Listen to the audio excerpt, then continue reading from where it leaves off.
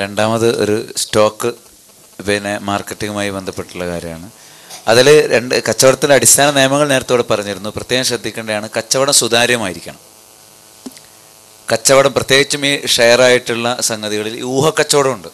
അതായത് നമ്മൾ വെറും കണക്കുകൾ കൊണ്ടുള്ള ഒരു കളി മാത്രം. യഥാർത്ഥ കച്ചവടം എന്താണ്? അത് കച്ചവടം എന്ന് പറഞ്ഞാൽ നമ്മൾ പണം ചെലവാക്കുന്നു, ആ പണം ഇന്നതിനാണ് ചെലവാക്കിയത്, ഇന്ന രൂപത്തിലാണ് അതിൻ്റെ വ്യവഹാരം നടക്കുന്നത്, ഇന്ന രൂപത്തിലാണ് അതിൻ്റെ ലാഭം ഉണ്ടാകുന്നത് എന്ന് വ്യക്തമായി അറിയാവുന്ന സുതാര്യമായ കച്ചവട സംവിധാനങ്ങൾ നമുക്ക് ഇടപെടുന്നതിന് വിരോധമല്ല. എല്ലാം ഒരുപോലെയല്ല, അതിനൊരു പൊതുനിയമം പറയാൻ പറ്റില്ല. നമ്മുടെ നാട്ടിൽ നടക്കുന്ന ഈ വ്യവഹാരങ്ങൾ, സാമ്പത്തിക വ്യവഹാരങ്ങളിൽ ഭൂരിപക്ഷവും ഊഹക്കച്ചവടങ്ങളാണ്, സുതാര്യത ഇല്ല. അതായത് എന്താണ് കച്ചവടം എന്ന് പോലും നമുക്കറിയില്ല. അപ്പോൾ ഈ കച്ചവടത്തിൽ ഹലാലും ഹറാമും, ചിലപ്പം കള്ള് കച്ചവടം ഉണ്ടാവും, അതേപോലെ വ്യഭിചാരശാലകൾ പോലും ഇതുകൊണ്ട് നടത്തപ്പെടുന്നുണ്ടാവും. വലിയ വലിയ കുത്തകകളൊക്കെ അവർ ബിസിനസ് നടത്തുമ്പോൾ എന്താണ് ബിസിനസ്, നേരെ മറിച്ച് ഇത് സമാന്തരമായിട്ടുള്ള നടക്കുമ്പോൾ ഇന്ന ബിസിനസ്സാണ് കൃത്യമായിട്ട് അവർ നടത്തുന്നത്. അതിന് നമ്മൾ കൊടുക്കുന്ന ഷെയർ, അതിന് ആനുപാതികമായിട്ടുള്ള അതിൻ്റെ ലാഭവീതം, അതേപോലെ നഷ്ടവും നമ്മൾ സഹിക്കണം എന്നുള്ളത്. എന്താണ് എങ്ങനെയാണ് എന്ന് നമുക്ക് മനസ്സിലാകാത്ത രൂപത്തിലുള്ള കൃത്രിമങ്ങളും ചൂതാട്ടവും പിന്നെ സമന്വയിപ്പിച്ചുകൊണ്ടുള്ള വലിയൊരു ചതി ഇന്നത്തെ ഈ സ്റ്റോക്ക് എക്സ്ചേഞ്ചുമായി ബന്ധപ്പെട്ട് നടക്കുന്നുണ്ട്. അതുകൊണ്ട് വളരെ ചോദിച്ച് മനസ്സിലാക്കിയതിന് ശേഷം പണ്ഡിതന്മാരുമായി കൂടിയാലോചിച്ച് മാത്രമേ എന്ത് ചെയ്യാവൂ, നമ്മൾ അങ്ങനത്തെ ഒരു സംഗതിയിലേക്ക് ഇറങ്ങാവൂ. ഒരൊറ്റയടിക്ക് ഫത്വ പറയാൻ പറ്റിയതല്ല ഈ പറഞ്ഞ പോലെ വിഷയം. എന്താണ് അതിൻ്റെ ദുരൂഹത നമ്മൾ നീക്കണം.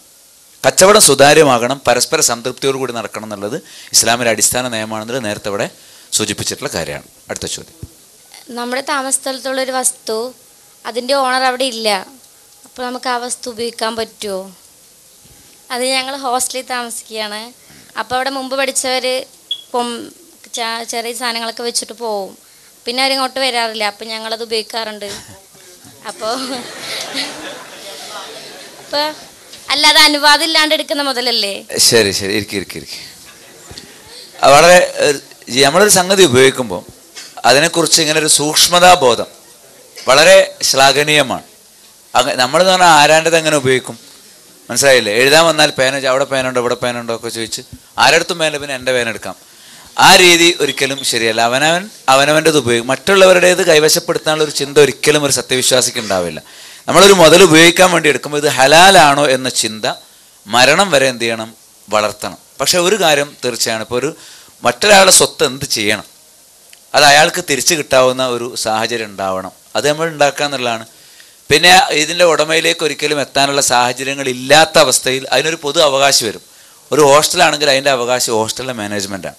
അപ്പോൾ മാനേജ്മെൻറ്റ് അതിൽ വിധി പറയും, ഒന്നുകിൽ അതിൻ്റെ ഉടമ ഉപയോഗിക്കട്ടെ, അല്ലെങ്കിൽ നിങ്ങൾക്ക് ഉപയോഗിക്കാം. അപ്പോൾ അതിൻ്റെ ഒരു അവകാശം എന്തായാലും ഉണ്ടാവും, എപ്പോഴും ഒരു ഉടമാവകാശം ഉണ്ടാവും. അപ്പോൾ ഈ യഥാർത്ഥ ഉടമ എത്താത്ത സാഹചര്യത്തിൽ അവിടെ ഒരു ഉടമ വരും. ആ ഉടമയുടെ അനുവാദത്തോടു കൂടി ഞങ്ങൾക്ക് ഉപയോഗിക്കാം. ഇപ്പോൾ നിങ്ങൾ ഹോസ്റ്റലിൽ ഒരു 100 കുട്ടികളുണ്ടെങ്കിൽ ഇത് ആര് ഉപയോഗിക്കണം? എല്ലാവർക്കും അതിന് അവകാശമല്ലേ? അപ്പോൾ അതിന് തീർച്ചയായിട്ടും നിങ്ങളല്ലാത്തൊരു മാനേജ്മെൻറ്റ് അതിനുള്ളത് കൊണ്ട് അവർ തീരുമാനിക്കട്ടെ.